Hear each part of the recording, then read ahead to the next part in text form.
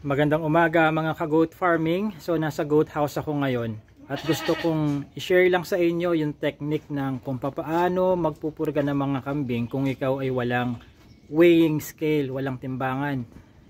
Alam naman natin at ilang beses ko na rin binanggit sa mga previous videos ko na kapag magpupurga dapat base sa timbang.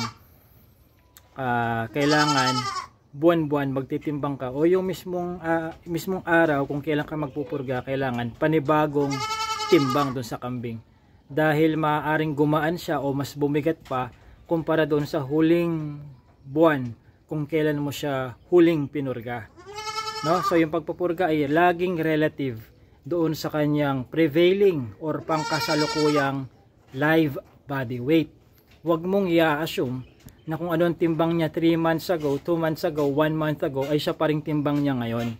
Pwedeng gumaan, pwedeng bumigat na siya. So, may mga nagtanong sa akin sa YouTube kung paano daw sila magpupurga kung wala silang weighing scale.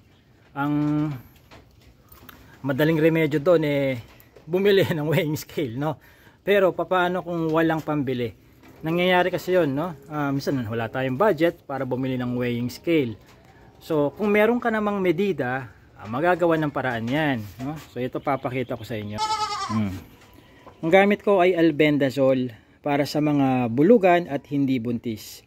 Alam naman na ninyo, kung kayo ay regular na sumusubaybay sa YouTube channel ni Alpha Adventure Farms, na ilang taon na rin ko nang itinigil ang pagpupurga sa mga buntis. Dahil mayroong chemical compound ang lahat ng mga dewormer, lahat ng anthelmintics na maaaring mag-cause ng congenital defects. Ang operative word doon ay maaari o maaaring, hindi ko sinabing sureball. Pag pinurga mo ang buntis, sureball yan, congenital defects. Hindi ko sinasabing guaranteed na magkakaganon defect, no? There's a probability dahil nga may chemical compound ito na maaring magdulot ng abortion or congenital defects. Kaya dito sa Alpha Adventure Farms, mahigit 2 taon na, ang mga pinupurga na lang ay yung mga barako, ang Gulunubian, no? Ito buntis to, hindi ko pupurgahin yan, no? Pupurga. O itong mga bagong walay, pupurgahin yan, albendazole. Iba-iba ang brand name ng mga albendazole, no? Ito yung isa sa mga ginagamit kong brands, no? Pwede kayong bumili kay Alpha Adventure Farms. Tigi 1 litro nga lang ang binebenta ko. Wala yung tigwa 100 ml lang. Free delivery kapag umorder kayo online. Now, isa pang gusto kong i-share sa inyo ay yung technique ko. Ito nga, may medida nga ako dito, ano? Mayroon akong separadong video na ginawa na no? Paano mo kukuhanin ang approximate or estimated na body weight ng kambing gamit lang ang medida. Siguro hindi ko na i-discuss buo dito yung diniscuss kong yun doon sa separadong video. Sa dulo ng video na to, ililink ko sa siguro sa bandang kanan ninyo. O yeah, dito banda siguro. Lalabas yung link na yun para mapanood ninyo. No? Para hindi masyadong humaba na lang ang video na to. Now, ito pa. Basahin ninyo yung instructions. No? Ugaliin nating maging palabas tayo. Ano? Ito. Merong administrative instructions, lahat ng mga gamot. Kung sinasabi niya ditong i-shake well before using, i-shake well ninyo. Minsan kasi may nagtatanong sa akin, Sir JC, kailangan pa bang i-shake yan o hindi na? Tapos ang sagot ko ay tanong din, ano ho bang sinasabi doon sa administrative instructions na nakasulat sa mismong lalagyanan, sa sachet, o doon sa bote mismo? Tanong ang sagot sa tanong din na nagtatanong. Ano? Para matuto din kasi kayo minsan na ma-realize nyo na, ganun pala, yung palang tinatanong ko, nandun na pala sa harapan ko. Ba't di ko ba naisip magbasa nga naman? Okay, kaya ganun ako sumagot minsan. Para magkaroon kayo ng self-realization. Ngayon, ito, sineshake well muna bago gamitin. Ganyan. Pagkatapos, gagamit ka ng pwede kayong gumamit ng syringe na may nozzle, yung sasalaksak mo sa ngalangalan ng sa bibig ng ruminant, tupa o baka o kalabaw. Pwede yon. Kung meron kayong ganun. Ngayon, kung wala naman kayo, pwede kayong gumamit ng syringe na walang karayom. Tanggalin nyo lang yung karayom. No? Importante may pasok natin yung albendazole, yung pamurga. Tapos, ang ginagawa ko, hindi ko sinasawsaw ang syringe dito sa loob. Makakontaminate yan eh. So ibubuhos mo muna yon sa isang lalagyanan na ganito. Not necessarily clay pot, anything na external container, no? Tansyahin na lang ninyo kung gaano karami yung tansya nyo mapapaubos nyo, magagamit nyo. Kasi baka naman punuin mo yan, tapos ang pupurgahin mo pala isa lang. Alangan namang ipainom mo lahat yon. Ngayon, pag sinawsaw mo na yan dito, huwag mo nang ibabalik yung tira doon. Di baling refill ka lang ng refill dito, huwag ka lang magtitira ng napakarami kasi di pwedeng ibalik dito eh. Pwede, no?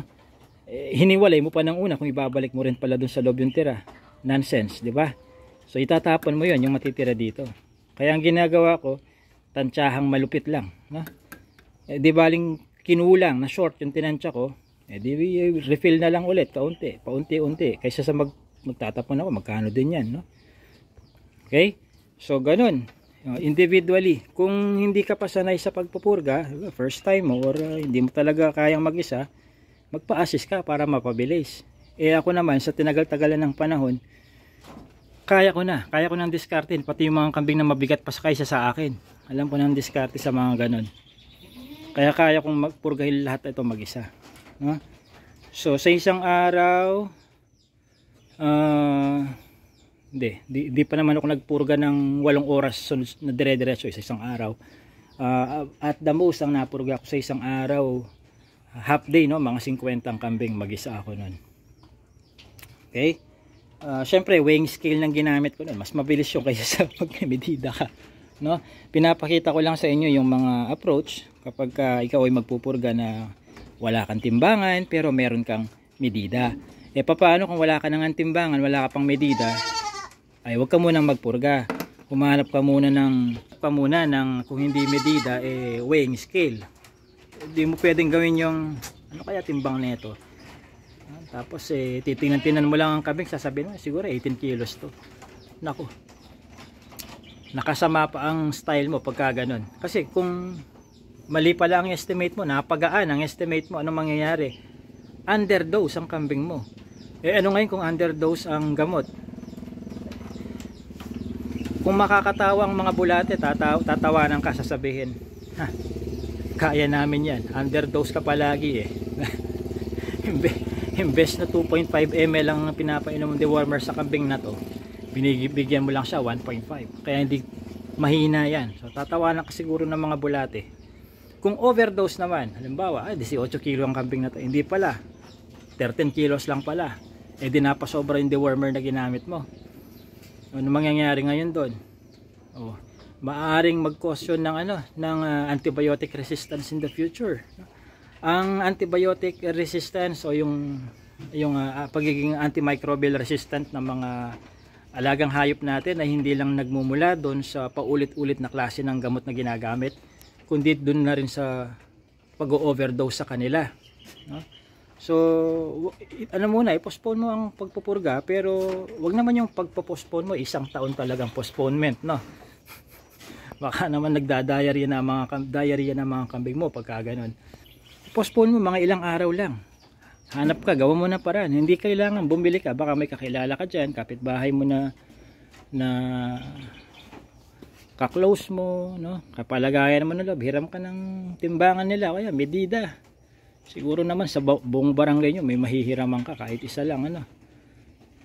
Ngayon kung wala ka talagang ka-close dyan sa lugar ninyo,